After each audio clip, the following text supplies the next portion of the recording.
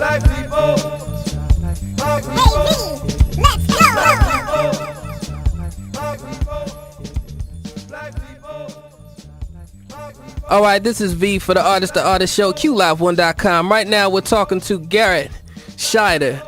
Garrett, tell the people who you are and what you do, man. What's going on? First of all, you just said it. My name is Garrett Shider.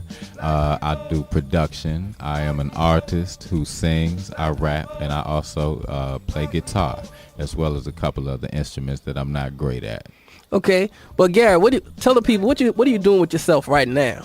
Well, right now, I'm in the midst of trying to put together, I've actually put together what I call the New Funk Movement. New Funk Movement? Yes, sir. All right. Which consists of basically a few different principles associated with new funk as opposed to old funk. I don't know if you know, but my dad is the late Gary Shider of Parliament Funkadelic fame. All right. Guy used to wear the diaper. And first and foremost, it is a tribute to him. Second of all, it's about owning our own music this time around. You know, it kind of equates to the independent music movement of right now. Right. It's about owning it as opposed to, you know, them not being able to do that back in their day in the 70s. All right. So what makes your funk different from the old funk? Well, if you ask me, it's not much different, you know, because I was raised in that, you know, so it's basically that. You know, in your face funk, and it's raw. The only thing to me new age about it, if you ask me, is my concepts. You know what I mean? I'm not living in the 70s, and you know, I'm not, you know, I won't go there. You know, basically, right. These are new days and times, so I try to come with new, fresh concepts with my funk. Okay, so we're going to take a break for station identification and a word from our sponsors. And then after that, we're going to come back and we're going to talk more with Mr. Shider for this new funk movement. All right. Black people, my people. All right, we're back. We're talking to Garrett Shider, and he got this new funk movement going on that you got to definitely check out. Yo, Garrett, tell me the history of this whole funk thing. Wow, how long do we have? I tell you what, basically, I'm gonna try to break it down just like this. James Brown pretty much is the godfather, pretty much started it, right? Sly kind of commercialized it a little bit and kind of made it a little mainstream.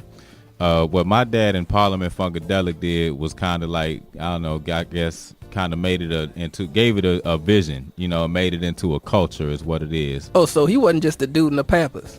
No, well, that's how you probably would recognize my dad, Gary Shider. But as far as he goes and his direct influence into the band, it goes beyond what a lot of folks really know.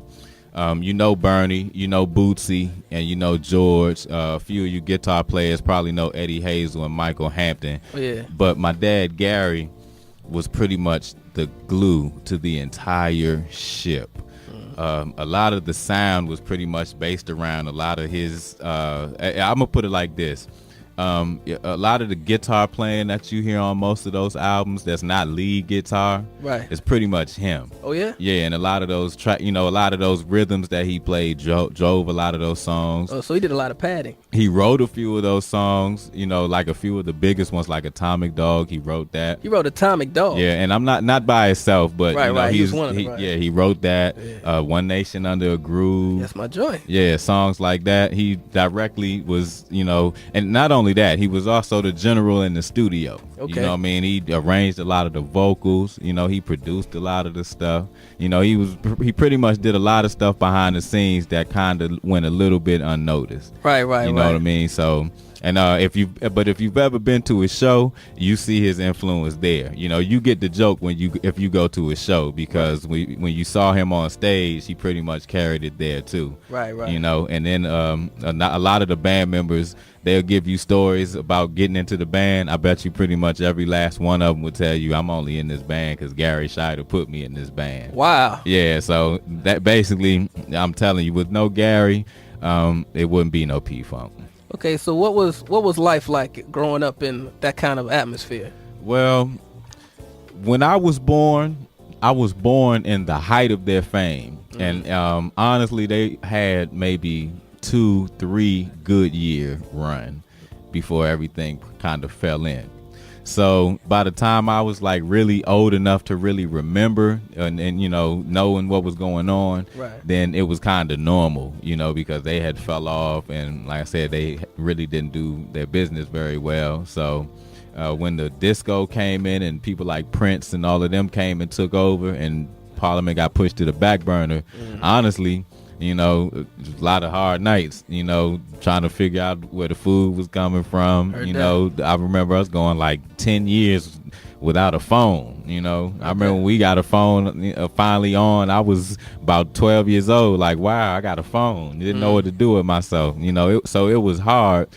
But despite that, it was actually something that I still would never trade from the world for the world, because, you know, despite those hard times, they've stayed on tour. You know, they've been on tour pretty much from the 70s on up to right this moment now. You know, they've been on tour about 30 years, and, you know, it's great still to go to a show. You know, I've got a chance to go to a lot of places and travel. I worked with the band for about 7 years out of high school, so you can imagine what that was like. Oh yeah. I wouldn't trade it for the world. But as a baby, when they were at the height, man, that was crazy. That was crazy. All right, well, let's shift over to what you're doing now. Now, you said you have a blog? Yeah, I have a blog at Posterous. The address is gshider.posterous.com, I believe. Am I right on that, Sid? Okay, yeah. I got the okay on that. So that's a go. That's what my blog is. I actually just dropped a blog called Music's My Hustle, man, that you guys might want to check out, man. It was pretty cool. Okay. I have a website. What is that? gshider.7yards.com. Check that out. It's kind of set up as like a social network. So you go there, subscribe, and it's actually kind of an interface through Facebook. So when you subscribe and you log in, it'll take your Facebook profile information and it'll put you into the network. It's another type of social network. Oh yeah? Yeah, specifically for my movement. You know, if you're a fan of my movement or you're a fan of anything that I'm trying to represent, you can go there and find other folks who feel the same way. Wait, so how did you create that so it'll set it up like Facebook? Well, that there, I can't take any credit for, and I can't comment on. That is my guys here at 7 Yards LLC. Okay. My buddy Sid sitting here in the back, and my partner Mr. Ricky Payton Jr. They actually set this up for me, man. These guys, you know, they sit back here and they create a lot of different ways for us to just have a platform to be heard, man, because like I said, the independent music movement is upon us, man. I don't know if you watch the Grammys, but you see they're recognizing independent artists now. So And so you mentioned 7 Yard Studios. Tell the people what that is. Well, 7 Yards LLC. Honestly, Sid, you want to comment on that? Sit over here working hard. Okay, just sit in the background. I'll try to give them what I can. You just stop me when I'm wrong. So basically what 7 Yards is basically these guys are in the artist development, into multimedia, you know what I mean? They basically, you know, the bottom line is what they do is, like I said, they give us a platform to be seen and to be heard, and you know, they give us a place for our fans to find us on a consistent basis. You feel what I'm saying? So they make it a whole lot easier for us to be independent artists. Okay. You know, that's what they do. They're godsend, man. They are.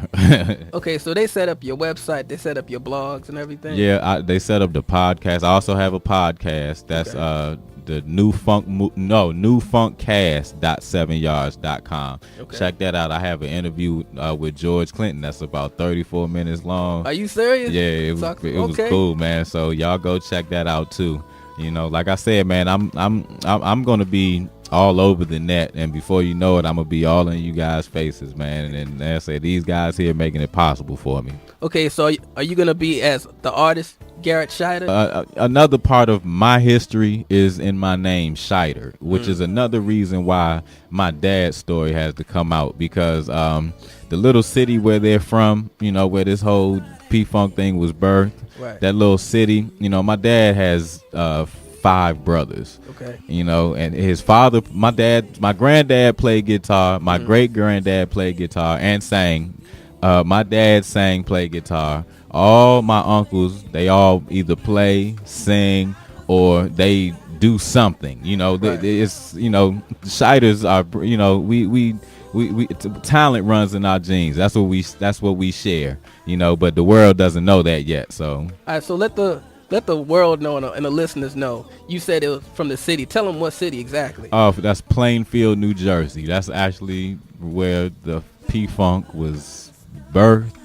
You know, and that's where the core of the original groups. That's where the core was pretty much from. Was from Plainfield, New Jersey. Wow, I'd never known It's that. a very small place too, man. I mean, you could walk across it and wouldn't even break a sweat. Wow. It's that small, man. I'm telling you. But so much, especially back in that day, it's not so much like that now.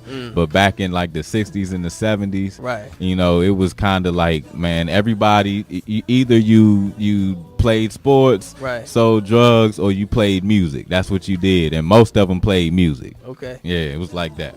All right, now tell the people again exactly how they can find you, how they can get in contact with you and your whole network so they can go and check you out. Okay, like I said, hit the website up. That's www.gshider.7yards.com. Hit me up there. Y'all join the social network. Y'all subscribe.